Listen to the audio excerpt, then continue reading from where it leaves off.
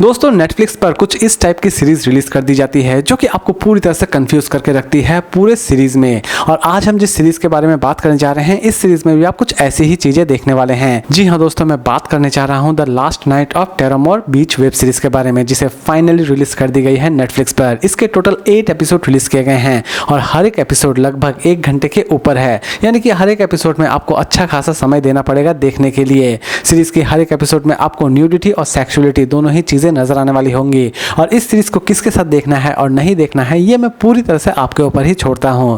तो दोस्तों चलिए जानते हैं अब थोड़ा बहुत इस सीरीज की स्टोरी के बारे में। दोस्तों इस सीरीज की स्टोरी की अगर हम बात करें तो इस सीरीज की स्टोरी की शुरुआत होती है एक ऐसे पियानो आर्टिस्ट से जिसे अचानक से ही अजीबोगरीब विजन्स आना शुरू हो जाते हैं। वो तो पहले पूरी तरह से पगला जाता है, लेकिन बाद में उसे याद आता है कि ये सारी की सारी चीजें उसकी मॉम को भी दिखाई दे रही होती है, यानी कि उसकी मॉम भविष्य देख पा रही होती है और उसे अब ऐसा लगने लगता है कि वो भी अब भविष्य देखना शुरू कर चुका है। लेकिन इस बात में कितनी ज्यादा सच्चाई है और असल में वो जो भविष्य देख रहा होता है उसे वो बदलने में कामयाब हो पाता है या फिर नहीं हो पाता है, ये सारी की सारी चीजें आप इस सीरीज में देखने वाले होते हैं।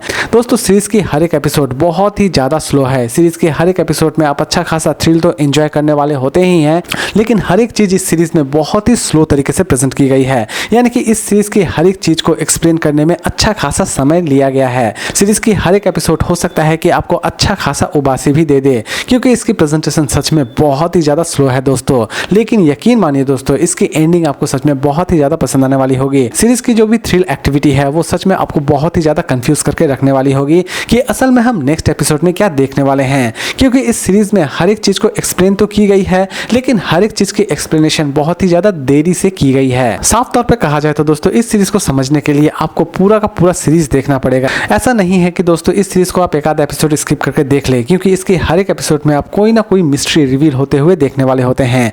तो दोस्तों फाइनली अब बात करते हैं इस सीरीज की रेटिंग के बारे में। तो दोस्तों ये सीरीज रही मेरे लिए काफी हद तक स्लो, लेकिन इसकी थ्रिलिंग एक्टिविटी मुझे सच में बहुत ही ज्यादा पसंद आई। सीरीज ने मुझे हर वक्त एक अच्छा खासा थ्रिल दिया और इसकी प्रेजेंटेशन बहुत ही ज्यादा कंफ्यूजिंग है, और इसीलिए मैं इस सीरीज को रेटिंग दूंगा 5 में 3.9 स्टार। क्योंकि दोस्तों इस सीरीज की प्रेजेंटेशन स्लो होने के बावजूद भी इसकी स्टोरी सच में अमेजिंग है। इस सीरीज में हर एक चीज की एक्सप्लेनेशन बड़ी ही स्लो तरीके से की गई है, या फिर आप ये भी कह सकते हैं कि लेट लतीफ तरीके से की गई है, लेकिन फिर भी ये सीरीज एक अलग ही कॉन्सेप्ट के ऊपर बनाई गई है जो कि आपको बहुत ही ज्यादा पसंद आने वाली होगी। तो दोस्तों अगर आप सोच रहे हैं कि इस सीरीज को हम देखें या ना देखें, तो दोस्तों ये सीरीज वो तो ना ही देखें जो कि स्लो सीरीज देखना बिल्कुल भी पसंद नहीं करते हैं, क्योंकि इस सीरीज की प्रेजेंटेशन सच में बहुत ही ज्यादा स्लो है।